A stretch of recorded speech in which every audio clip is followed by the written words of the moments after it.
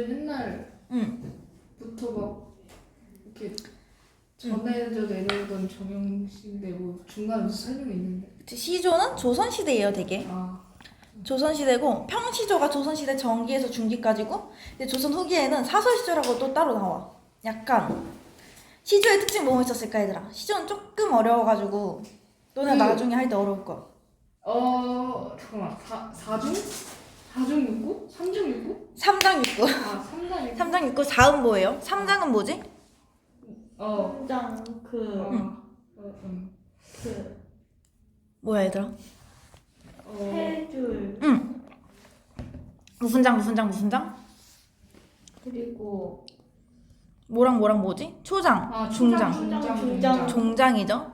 종장은 근데 특징이 있어. 뭘까? 그 처음이 세 글자. 맞아. 처음에 무조건 세 글자로 시작해야 되고요. 6구는 뭐지? 그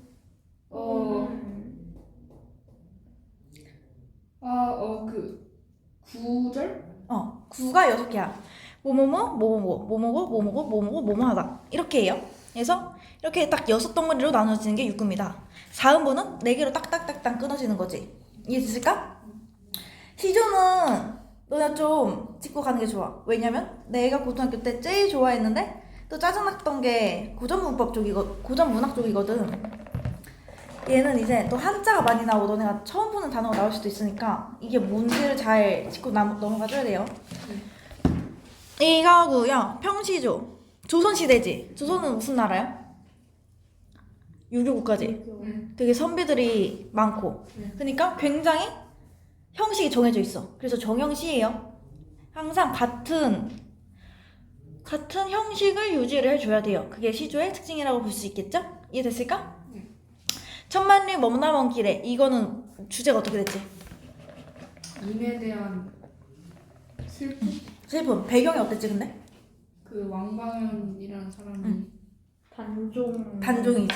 단종이 유배돼서 거기다가 데려다 주고 거기 맞아. 다시 넘어와서 그쵸? 유배지에 데려다 주고 나서 슬퍼가지고 얘기하는 거예요. 겉으로 보기에는 무슨 내용이야? 연인애랑 이별해서 그치, 겉으로 볼 때는 연인과 이별인데 사실 속뜻은 임금에 대한, 단종에 대한 사랑과 죄책감, 미안함 이런 게 들어있는 거예요. 이해됐을까? 해서 우리가 만약에 작품의 사회 문화적 배경을 몰랐다면은 천만리 머나먼 길에라는 시를 그저 연인 사이에 뭐 애상을 담은 시 라고만 봤을 텐데 우리가 사회 문화적 배경을 알았지. 어떤 배경이라고? 단종과 이별하는 심사를 드러냈다는 거 이미 알았지. 그러면 시를 좀 더 깊게 넓게 볼 수 있어요. 그래서 우리는 문학 작품을 볼 때 무엇을 중시해야 된다? 시대상, 즉 사회 문화적 배경이에요. 문학과 사회 문화는 굉장히 깊은 관계가 있다고 얘기해줬지. 가 여기서 중요한 겁니다.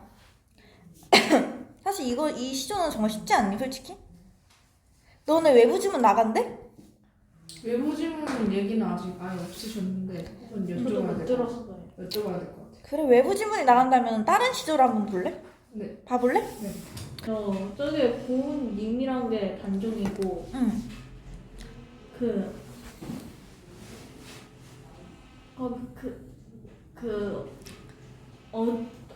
여기 그려져 있는데 거기로 단종이 유배되면서 그래서 왕방현이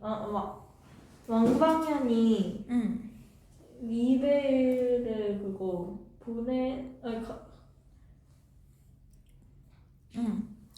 일단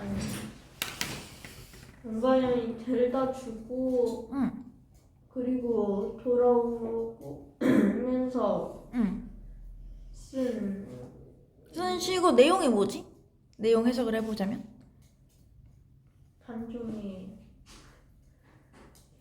단종이랑 저기 그 천만리 머나먼 길에 구은님 여의옥고가 단종을 데려다 놓고 왔을 때 약간 심리적 거리 그런 거? 심리적 거리? 뭐라고 해야 될지 모르겠네. 천만리 머나먼 길에 심리적 거리인가 이게? 마음 속으로는 저는 저 정도 멀어진 것 같아 하고. 여기서 천만리 머나먼 여기서 천만 머나먼 길 여기가 어딜까 얘들아? 단종이 어디 유배됐지? 거기는 모르겠어. 강원도 영월이네. 영월이에요. 여기서 영월이고 오 천만리 신리가 한 4km일 거야 얘들아. 이게 한양이겠지. 한양부터 영월이겠지. 천만리가 될까? 아니요. 안 되죠. 근데 왜 천만리야? 그냥 그 정도로 그치. 그 정도로 멀게 느껴지고 슬프게 느껴지고 그리고 극대화한 표현이에요. 그렇게 먼 길에 고운님을 여유있고 단종에 두고 왔습니다. 내 마음 들떠서 내가에 앉았으니 내 마음 여기서 내 마음은 어떤 마음이지? 슬프구나. 슬프죠. 슬프고 안타깝고 상실감을 느껴서 내가에 앉았더니 내가에 앉았으니까 이제 물이 보이겠지. 저 물도 내 안 같아서 울어 밤길 예놓다. 물이 울었다고 했지. 으나가면 나왔어요. 울어 밤길 예놓다. 예놓다가 무슨 뜻이지 얘들아? 가다? 응. 울어 밤길을 지나 흘러가는구나. 저 물도 내 안 같아서 물과 내 안이 비슷해 보인다. 나를 이제 감정이입을 한 거죠 물에다가. 이해됐을까? 얘네 학교에서 쌤이 뭘 강조했니? 거기 그 강조를 충의 정서가 들어가 있는 거죠? 왜냐? 임금을 향한 충신의 마음이니까 슬프고 비통한. 이해됐을까? 충의 마음을 이렇게 담은 시조입니다. 어렵진 않지? 시조의 형식을 이해했고 어떻게 끊을 수 있지? 천만리 머나먼 길에 고운은 여의 없고 내 마음 들떴어 내가에 앉았으니 저 물도 내 안 같아서 울어 밤길 예놓다. 저 물도 세 글자죠? 종장의 첫 글자 첫 단어를 세 글자로 규정한 시조의 형식과 맞아떨어집니다. 이해됐을까? 우와 쉽다. 이걸 다 풀었었지? 콕콕하기 문제. 네. 우와 쉽다. 근데 얘는 진짜 쉬워서 할 게 없는데. 약간 저희 국어 선생님 오늘 이 왕방형의 이 유배 이 사건들 있잖아요. 전체적으로 이 사건 자체가 되게 나중에 고등학교 가서도 되게 중요한 소재라고 장기 기억으로 가지고 가는 게 좋겠다고 얘기했어요. 맞아. 여기 약간 조선시대에 많은 일이 있었잖아. 그 중에서도 약간 되게 보통 자기 조카를 죽일 일은 별로 없죠? 이것도 굉장히 중대한 사건 중 하나였어요. 특히 조선이지. 막 자식을 중요시하고 인의예지 그런 나라였는데 왕이 되려고 조카를 죽였다? 말이 안 되잖아. 그렇게 여기에 관련된 문학작품도 굉장히 많이 나오고 역사적으로도 중요해요. 이 사건은. 어떤 사건이었지 얘들아? 기억나니? 나 저번에 그것도 보여줬었는데. 기울정만? 기울정만 약간 그때 그러니까 그 어떤 세조? 세조가 있었는데 세조의 아들이 너무 어려가지고 세조? 아닌가? 세조가 단종인가? 세조가 단종? 아닌데? 세조가 왕을 뜻하는 거 아니야? 세조 왕이지. 단종도 왕이에요. 조종 들어가면 왕. 무슨 왕이 있었는데 너는 태정태세 문단세 이거 몰라? 아직 안 해봤어. 그 세종의 아들이 네. 태정태세. 세가 세종이지. 네. 아들이 문종이에요. 문종 굉장히 잘생겼다 했었어. 좋은 사람이었는데 일찍 죽었어. 그 아들이 왕위를 물려받고 그 아들이 단종이야. 그 아들이 너무 나이가 어려갖고 단종 굉장히 어렸어요. 거기에서 약간 휘둘리는 약간 그랬다가 아무래도 애가 어리니까 되게 휘둘리는데 근데 다음이 세조지. 세조는 누구야 문종의? 삼촌? 사촌? 그 사람도 아들 아닌가? 사촌? 사촌? 일단 사촌 중에 한 명. 단종의 삼촌? 삼촌? 한 삼촌뻘 되죠? 문종의 동생인가 형이었나 그랬을 거야.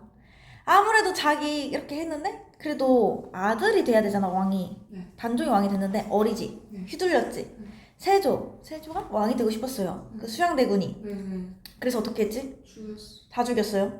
그리고 이렇게 단종의 유배를 보내고 한 그런 사건입니다. 생육신과 사육신 이건 너네 기억나니? 생육신과 사육신. 아 그것도 오늘 선생님이 중요하다고. 너네 숙주나물의 유래 그런 거 몰라? 네? 숙주나물의 유래? 아 알아요. 그거 들었어요. 숙주나물의 유래. 그런데 오늘 이거 작품 끝까지 안 나가가지고. 숙주나물의 이거는 좀 다른 얘긴데 약간 설이에요. 숙주나물 알지? 응. 그 굉장히 금방 상한단 말이야. 여기서 신숙주라는 사람이 하나 있었어. 얘가 그거 좀 그 간신이야.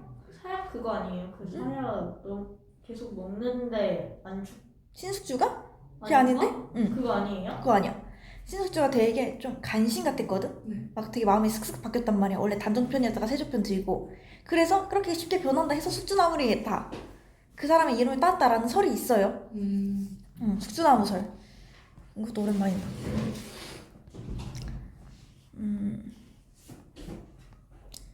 유래 치면은 맞아 신숙주. 이게 있어.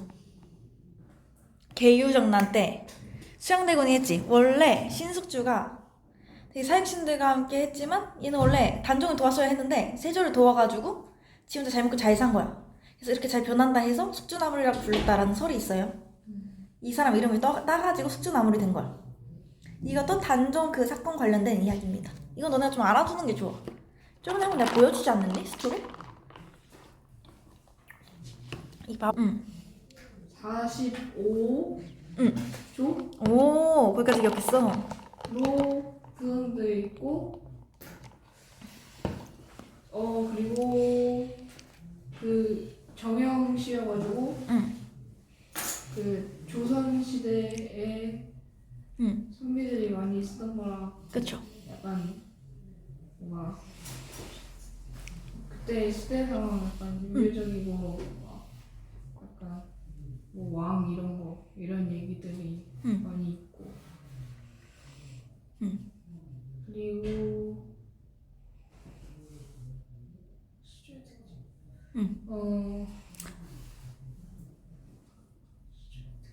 시주의 특징.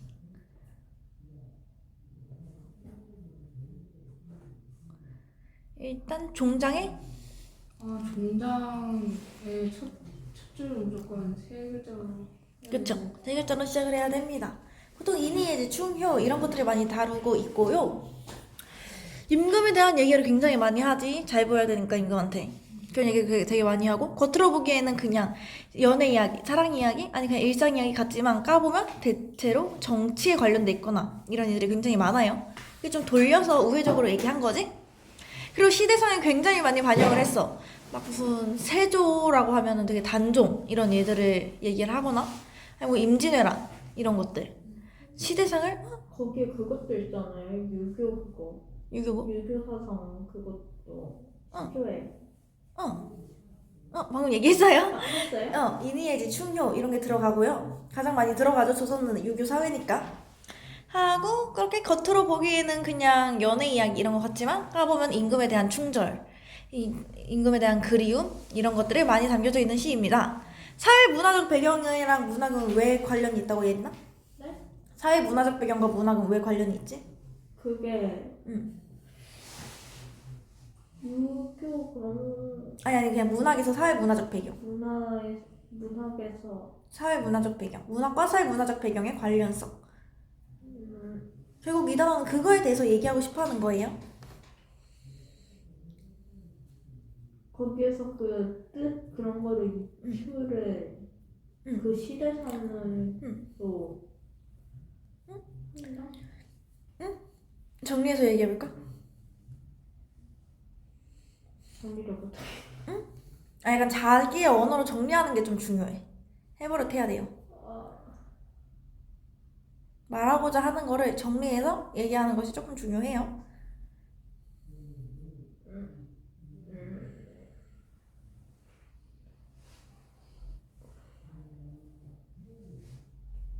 정리하면 뭐라고 할 수 있지? 그 시대적 배경으로 거기에 나오는 단어의 뜻을 유추할 수. 뜻을 유추할 수도 있고. 예원이는?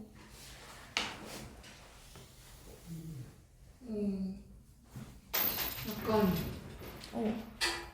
내가 줄게. 내비도 약간 그 시조 같은 거는 뭔가 내재적 관점으로 봤을 때는 음. 깊이 있게 해석이 안 되니까 음. 그 약간 본질 같은 거 모르니까 그래가지고 그때 시대상을 반영해서 읽으면 작품을 더 깊이 있게 이해할 수 있다. 그렇죠. 결론적으로 문학은 대체로 시대상에 반영한 작품이 많아요. 그렇기 때문에 사회 문화적 배경을 알아야지 문학의 참뜻, 본질을 이해할 수 있는 거겠죠?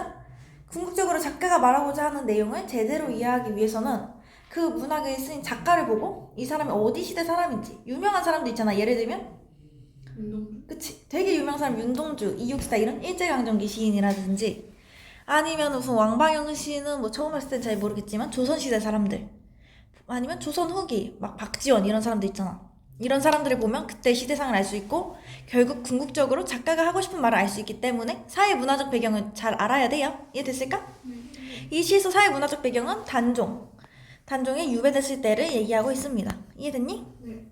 조친문 기억나는 사람? 네? 조친문.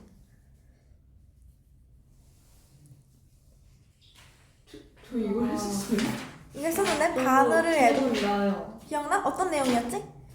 그 바늘이 하나 응. 부러졌었나? 응. 그랬어서 거기에서 그 바늘 오래 썼던 건데 아, 그 약간 아쉽다? 슬프다? 약간 그치. 그런 이 사람 거. 바늘이 부러지는 게 아쉬운 것까지 뭘 아쉬워하는 걸까?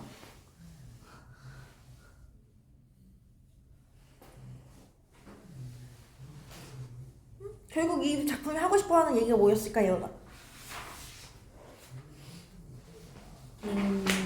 그 약간 남편하고 그치. 이혼한 거? 이혼이 아니고 사별이에요. 아, 남편은 일찍 여의고 되게 홀로 외롭게 살았지. 네. 그 시기 동안 같이 있었던 바늘인데 부러지니까 자신의 외로움, 한탄, 쓸쓸함을 한탄하고 있는 내용이에요. 그냥 바늘 하나가 부러져서 그저 바늘 하나가 부러져서 울고불고 하는 게 아니야. 이해됐을까? 네. 이런 내용입니다.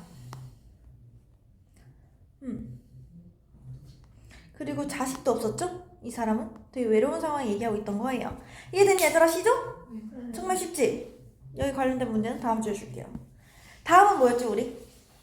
순환인데. 순환이네 줄거리를 예린이가 한번 요약해볼까? 그 아들이 거기서 그 북한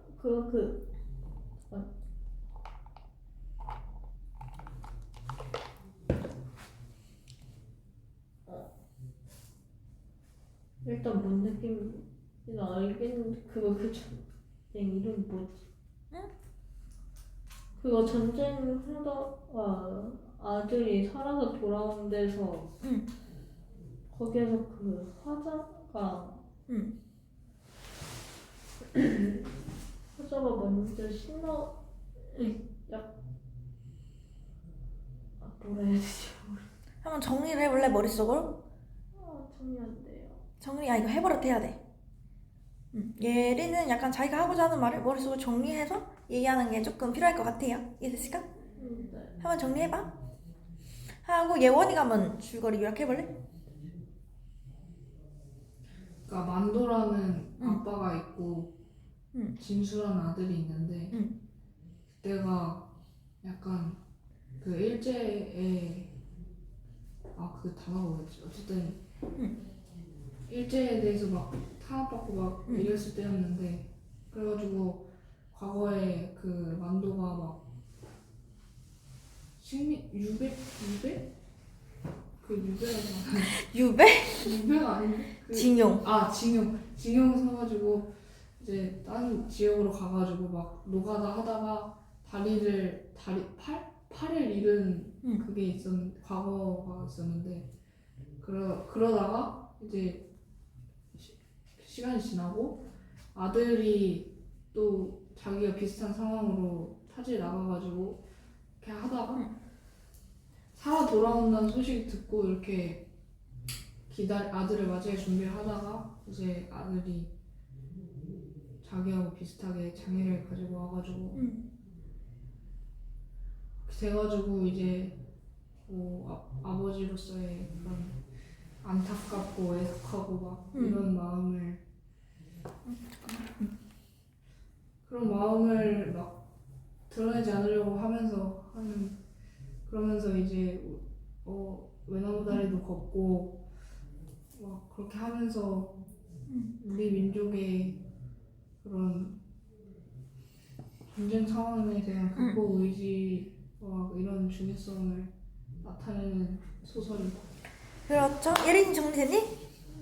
근데 근데 해볼래? 좋다. 지금 못하겠어. 지금 어려워? 아니 어려운 게 아니라 정리가 안 돼. 정리가 안 돼?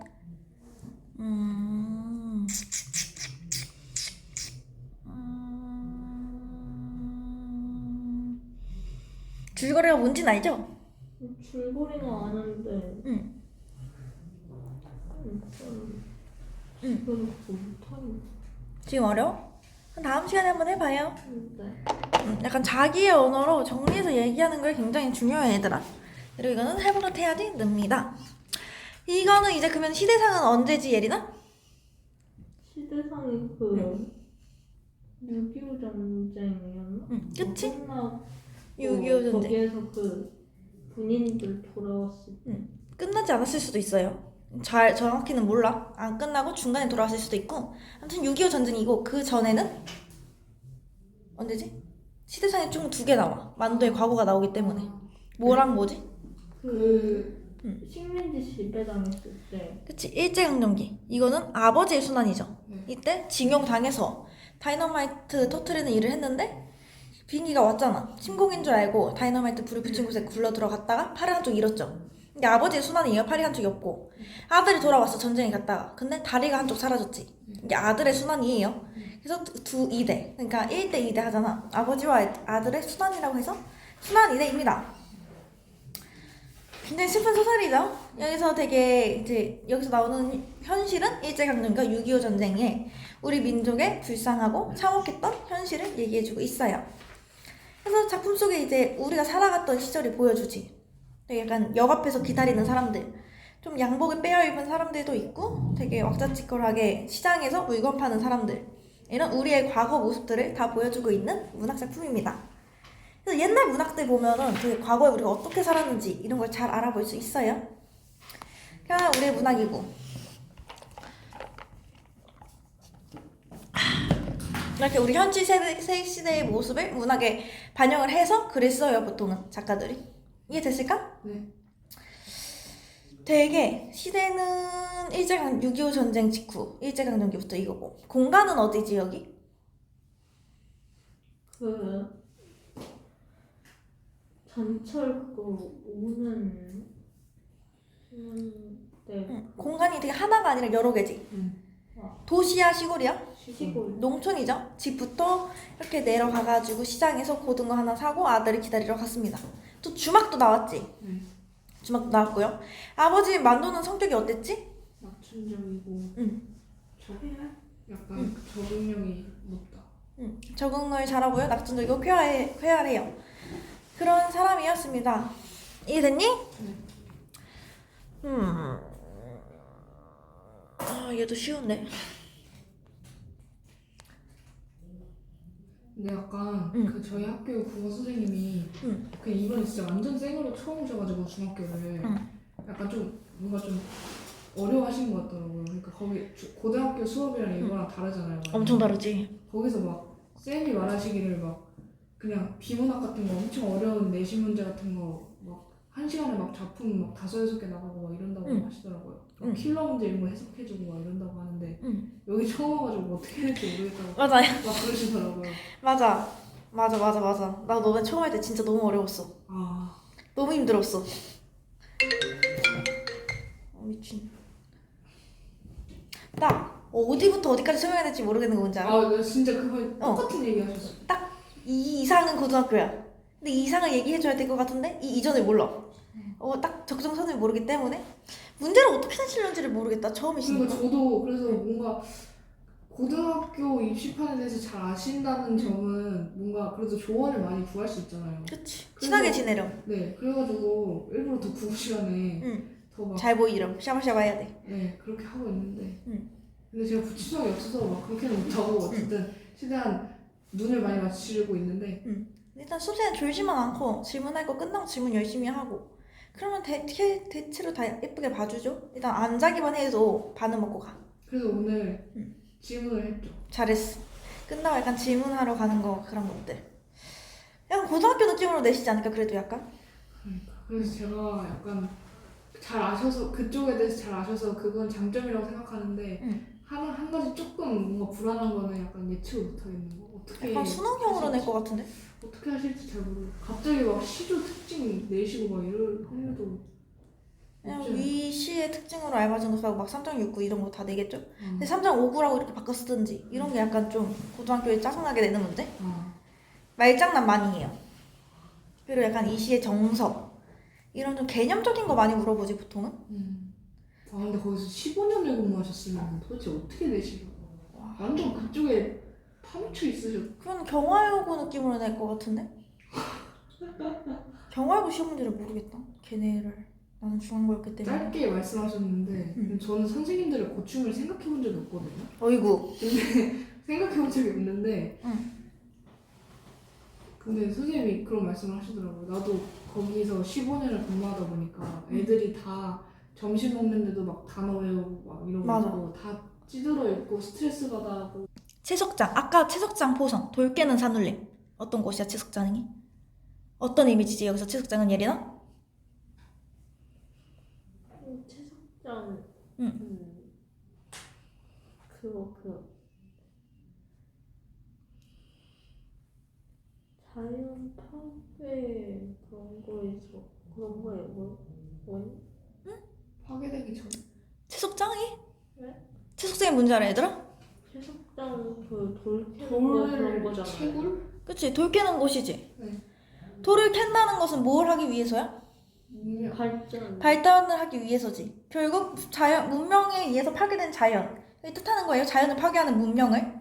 그래서 채석장, 포성, 돌 깨는 산울림 다 자연을 파괴하고 있는 소리라는 걸 알 수 있겠죠?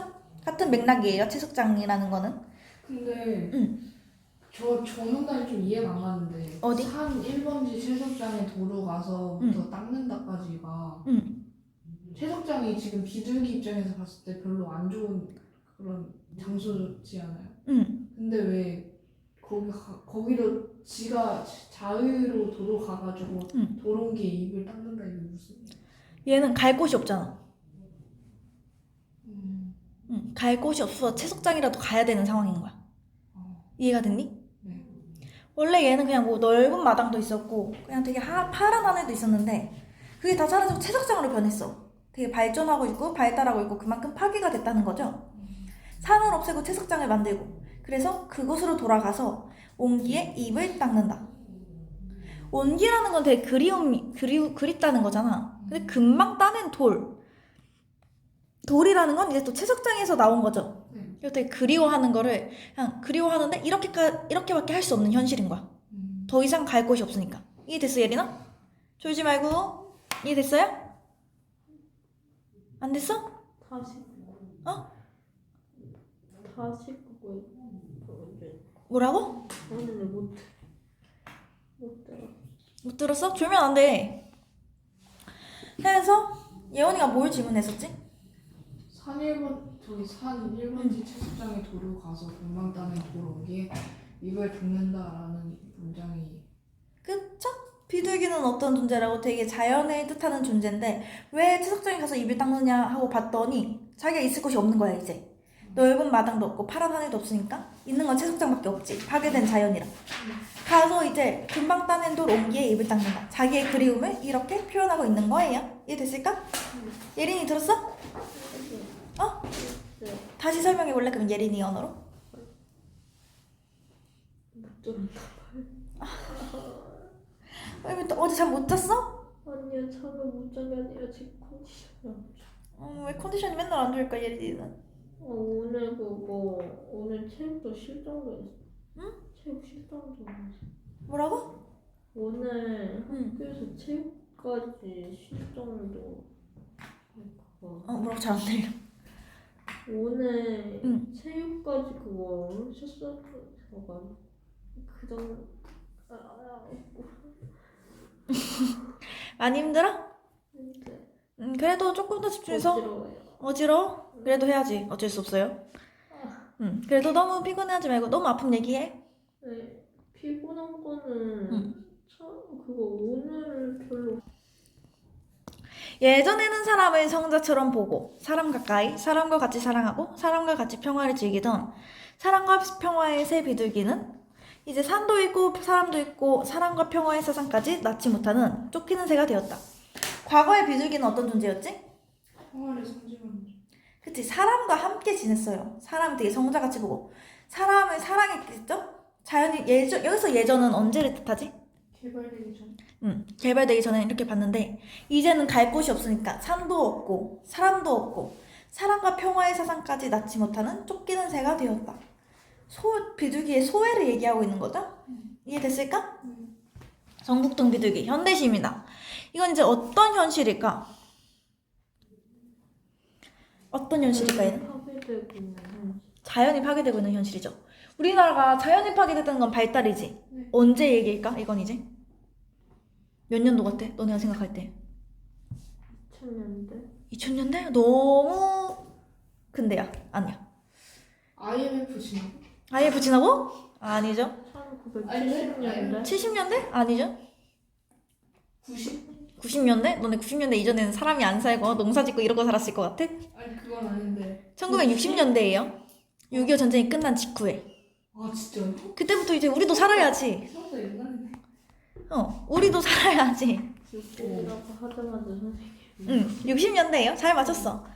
60년대입니다. 6.25 전쟁 전까지 우리나라는 되게 농업 사회였죠. 네. 근데 전쟁 끝나고 이제 좀 미국물을 먹었겠지. 자본주의 있으니까. 그때부터 이제 6.25 전쟁 끝나고 되게 많이 갔죠. 파견 베트남으로 가거나 여자들은 독일에서 간호사로 일하거나. 알지 얘들아? 아 그거 국제, 국제시장. 국제시장 같은 거 보면 알 수 있죠? 국제시장 안 봐. 안 봤어? 몰라요. 꼭 봐봐. 그거는 좀 필수예요. 필독 영화. 아 그거 너무 슬펐어요. 국제시장? 네. 이거 약간 역사 시간 아닌 국어 시간 필수 영화거든. 어제 그 구슬을 보여줬어요. 국어쌤들이 이거 많이 보여줘. 왜냐면 거기 관련된 문학 작품이 굉장히 많거든요. 그래서 외화도 벌어오고 우리나라 안에서는 이제 1960년대 이후 1970년대 80년대 이때 막 새마을 운동도 펼치고 뭔지 알지? 박정희 대통령이 좋은 사람은 아니에요. 근데 이때 굉장히 크게 발전한 건 맞아. 이때 굉장히 산업화도 급속하게 됐죠. 과도기를 한번 겪었어. 그 얘기야. 그 전까지 이제 우리 순환이대처럼 농촌 걸어 다니고 전철 이제 기차에 사람들 여러 명 서서 기다리고 이런 사회였는데 이제 산업화가 되고 돌을 캐고 공장 짓고 이런 시대를 얘기합니다. 근데 이렇게 사회가 급격하게 변하면은 뭐가 안 좋을까? 일단 자연이 파괴되는 게 문제고. 약간 그 건물들 같은 게 많아지면서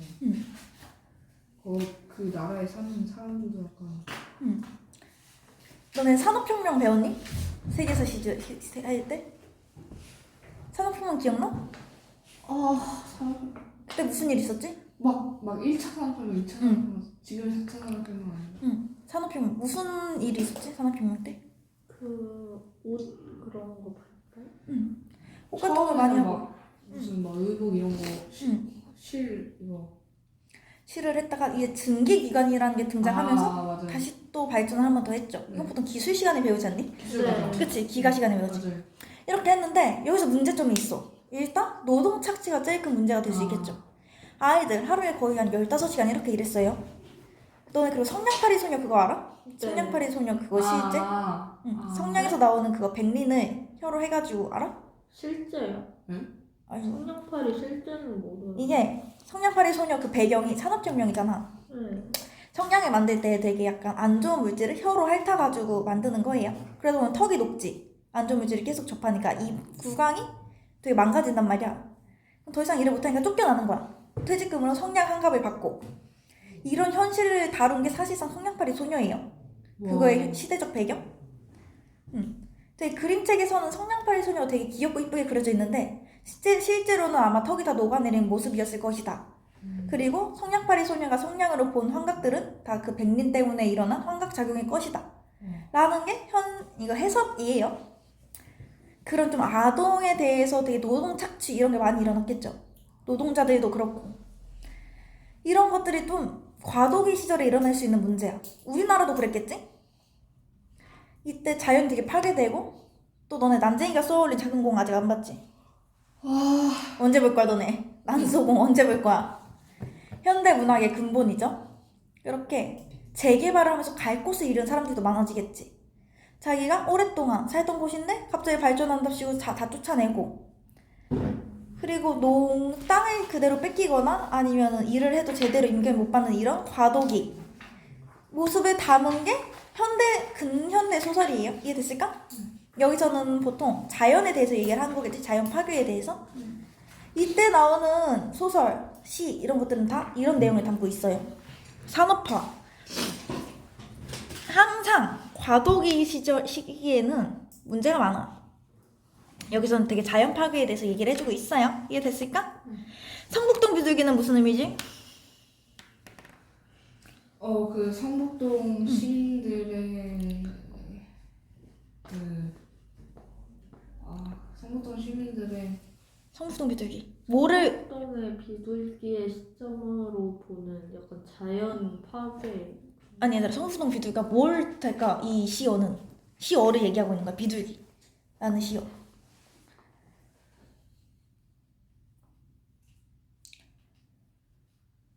비둘기. 평화의 상징이 평화의 상징? 떨어지는? 떨어지는?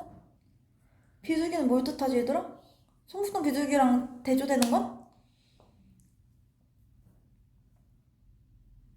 비둘기를 자연으로 본다면 채석장에 대조되는 시어로 볼 수 있겠죠? 이해됐니? 사람에 의해서 문명 발달에 의해서 파괴되는 자연이라고도 볼 수 있고, 또 뭐로 볼 수 있다고 했지? 그 파괴된 자연 속에서 살아가는 소외계층, 소시민들, 되게 좀 소외받는 사람들, 되게 빈민층 이런 걸 얘기하는 걸 수도 있어요. 이해됐을까? 이렇게 두 가지로 볼 수 있습니다. 결국 현대 시대의 과도한 발달, 물질 문명에 대한 비판이 이 성북동 비둘기의 중심 주제겠죠? 이해됐을까? 됐어요? 그러니까 성북동 비둘기고, 얘는 딱히 어렵지 않은데, 그치 얘들아? 어렵지 않지 않아? 네. 소다는 콕 찍고 하기 우리 했었나? 246쪽. 아니요, 안 했어요. 자 보자. 작가 누구라고? 김광숙 시인. 1905년부터 1977년까지 살았다. 이 사람이 보통 20살 때 시를 썼다고 치면은 1925년, 그러니까 일제강점기부터 6.25 전쟁 그리고 현대화까지 다뤘겠다라고 예측이 되겠죠? 이해됐을까? 작가가 사는 시대를 보고 일단 유추를 먼저 들어가야 돼. 오케이? 야, 너네가 나중에 학교에서 문학작품을 먼저 받으면 옆에 작가 설명이 있을 거 아니야? 연도를 먼저 봐. 그러면 잘 알 수 있겠죠? 성격은 어때 얘들아? 낙천적이고 밝아? 아니요. 어둡저실? 비판적이고 상대적입니다. 그리고 우회적으로 표현하고 있어요. 운율은 어떻지? 겉으로 봤을 때 운율이 딱딱 나눠져 있니? 수미상관이라든지 하면서? 내재율. 그치? 내재율이 뭐야 얘들아? 겉으로 봤을 때 드러나지 리듬감이 있는. 겉으로 봤을 때는 없지만 읽어보면 알 수 있는 그런 게 내재율이라고 합니다. 현대 문명에 의한 무업 파괴와 인간성 상실을 비판한 거지? 자연 파괴를 얘기하고 있어요. 성명한 무슨적 이미지를 제시하고 있어?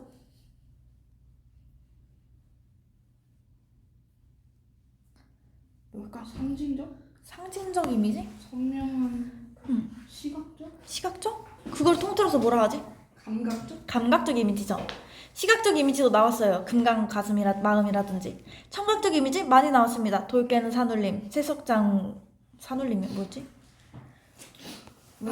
하나가 뭐였지 얘들아? 청각적 이미지 중 하나. 기억날까? 아, 채석장 포성이다. 호성이 뭐? 되게 딱 폭탄 터지는 소리 같은 거? 이런 감각적 이미지를 제시하고 있어요. 비둘기를 의은화했죠. 네. 해서 비판적 내용을 우의적으로 표현했고요. 돌려서 얘기했습니다. 1년, 2년은 묘사 중심이었지. 비둘기가 어떻게 살아가는지, 비둘기가 지금 뭐하고 있는지. 3년은 이제 서술을 중심했죠. 묘사라기보다는 옛날에 이랬던 비둘기는 뭐뭐 했다. 서술을 해주고 주제를 제시한 거예요. 이해가 됐을까? 네. 구체적인 상황을 제시했어요. 보금자리를 읽고 쫓겨난 모가 옛날을 그리워하며 방황했지? 비둘기죠. 비둘기가 옛날에 그리워하고 방황했습니다. 그런데 이제 3년에서는 화자가 얘기를 하고 있는 거야. 우유적 해석을 통해서 현대 물질 문명 비판이라는 주제를 결국 드러냈죠. 과거에는 어땠던 비둘기야? 과거의 비둘기는 어땠지 얘들아? 인간하고 화합하면서 살아가. 인간하고 화합하고 되게 평화의 상징이었던 비둘기는 지금 갈 곳도 잃고 평화의 상징마저 잃은 그런 새가 되었다라고 얘기를 해주고 있어요. 1960년대 들어서 무슨 화가 급격하게 이루어졌다고? 도시화가 굉장히 급격하게 이루어졌습니다. 이해됐니? 예린아 일어나! 도시화와 산업화가 급격하게 이루어지는 상황이었으니까 자연 파괴도 많이 이루어지고 소외계층도 갈 곳이 없는 상황에 일어날 수 있겠죠? 이렇게 사회 문화적 배경을 반영하고 있어요. 성북동 비둘기는 과거에 어땠지? 아까 말한 거랑 똑같이 약간 과거에는 인간과 함께 무슨 삶을 누렸어? 평화적인. 평화를 즐기는 새고요. 공동체적 삶을 즐겨 누렸습니다. 인간과 같이 살아갔죠? 그러다 성북동 사회에 뭐가 새로 생겼지?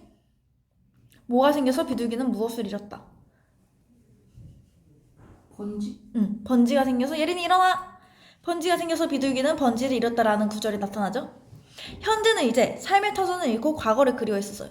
과거는 어떤 과거일까 예린아? 예린아? 네. 여기서 과거란 어떤 과거지? 못들. 여기서 한번 볼까? 과거는 한번 읽어볼래 예린이가? 인간과 함께 자연 속에서 공동체적 삶을 누림. 사람 가까이에서 사람과 같이 사랑하고 평화를 즐기는 새였다. 이게 비둘기의 과거죠? 근데 현재는 이제 삶의 터전을 잃고 과거를 그리워했습니다. 어떤 과거지 그러면? 정리를 해볼까 비둘기의 과거를? 그 자연 속에서 인간들과 어울리고 사람을 사랑하는 그런 과거를 그리워하는 거겠죠? 지금은 어떤 새가 됐어 비둘기가?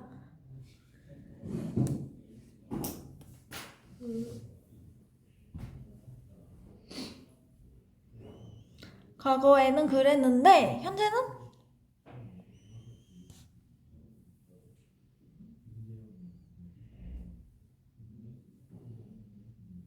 예린이 자니? 현재는 어떤 새가 됐지? 현재는 삶의 터전을 잃고 과거를 그리워하고 거기까지 방문했고 그 사람들 그 사랑과 평화의 사상까지 낳지 못하는 쫓기는 소. 이거를 읽는 그대로 읽지 말고 너네 언어로 한번 정리해보는 게 좋아요. 그래서 비둘기는 어떤 의미를 지니고 있다고?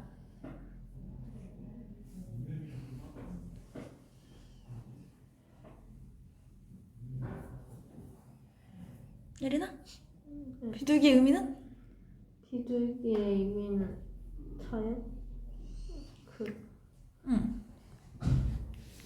뭐라 비둘기가 평화의 상 자연? 모르겠어? 예원아 비둘기는 어떤 의미지 여기서? 파괴된 자연 속에서 살아가는 비민층. 하층민들도 있고 그리고 자연 그 자체가 될 수도 있고요. 인간성이 파괴된 현실로 볼 수도 있죠. 이런 것들을. 표현상의 특징 어떤 이미지 나왔을까 예린아? 표면상의 이미지 거기에서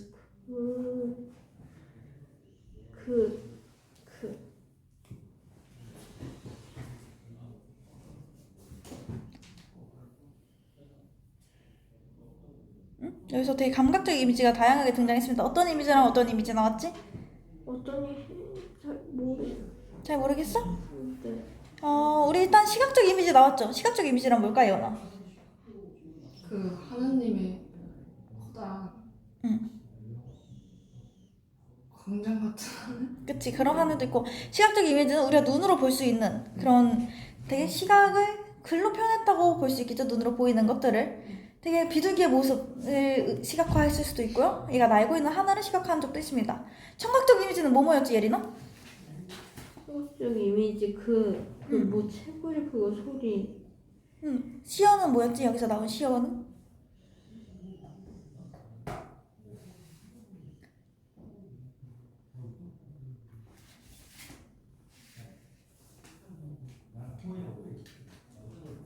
예린아? 네. 어떤 시어로 나왔지 여기서 청각적 이미지는? 청각적 이미지는 응. 그 부정. 아니 어떤 시어들이 여기서 나오는 청각적 이미지지? 두 가지 시어 나왔다. 뭐뭐 있었죠?